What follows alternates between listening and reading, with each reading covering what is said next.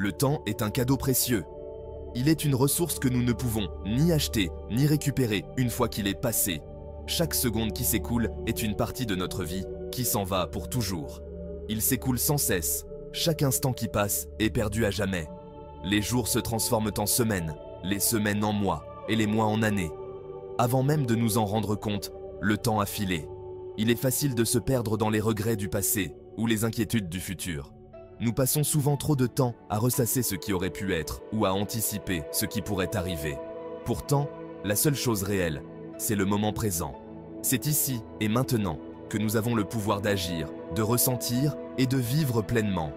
Apprécions chaque instant, chaque respiration, chaque rencontre, chaque sourire partagé, chaque geste de gentillesse, chaque moment de paix intérieure. C'est dans le présent que se trouve la vie, dans toute sa plénitude. C'est là que nous trouvons la joie, l'amour et la connexion avec les autres. Vivre pleinement le moment présent, c'est s'ouvrir à la beauté du monde qui nous entoure. C'est voir les merveilles de la nature, sentir la chaleur du soleil et entendre le chant des oiseaux. C'est savourer la compagnie de nos proches et apprécier les petites choses de la vie. Un repas partagé, un rire d'enfant, un moment de tranquillité avec une tasse de café. Ne laissons pas le temps nous filer entre les doigts, car chaque instant est unique et précieux. Chérissons chaque moment, car c'est dans ces instants que se trouve la véritable essence de la vie.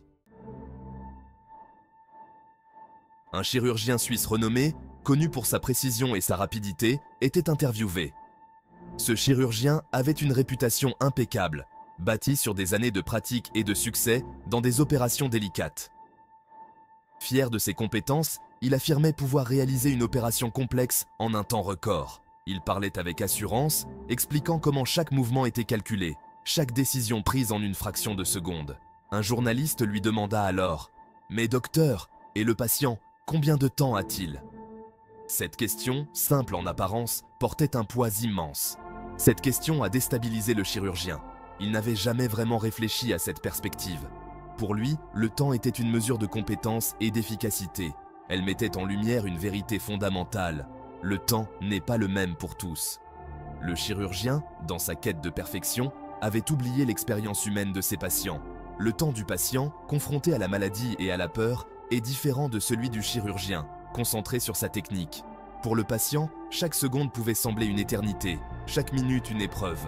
Cette leçon d'humilité a changé la perspective du chirurgien, lui rappelant que derrière chaque opération, il y a une vie humaine, avec ses propres peurs et espoirs. Les relations humaines, en particulier le mariage, sont des voyages complexes. Elles exigent patience, confiance et une profonde compréhension mutuelle. L'amour seul ne suffit pas. Il faut apprendre à communiquer, à pardonner et à grandir ensemble. Chaque individu évolue à son rythme, traversant des épreuves et des joies qui le façonnent. Dans un couple, il est essentiel de respecter le cheminement de l'autre, de l'accompagner avec bienveillance et de s'adapter aux changements.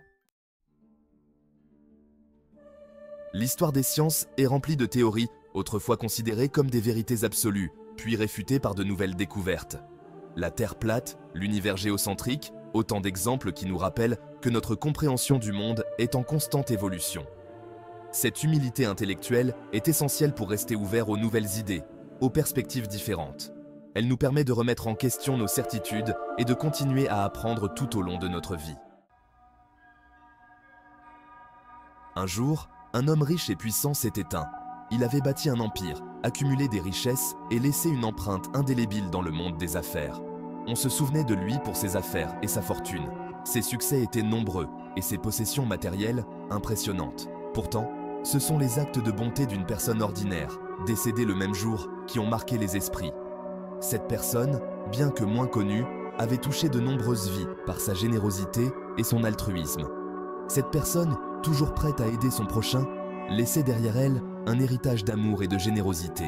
Elle avait consacré sa vie à aider les autres, à répandre la joie et à faire une différence positive dans sa communauté. Cet exemple illustre la puissance de l'héritage spirituel. Un héritage qui ne se mesure pas en biens matériels, mais en souvenirs et en actes de bienveillance. Ce ne sont pas nos possessions matérielles qui importent le plus, mais l'impact que nous avons sur les autres. Chaque acte de compassion, chaque parole bienveillante, chaque geste désintéressé laisse une trace indélébile dans le monde. En fin de compte, ce sont ces moments de connexion humaine ces instants de partage et de soutien qui définissent véritablement notre héritage. L'amour et la bonté transcendent le temps et continuent d'inspirer les générations futures.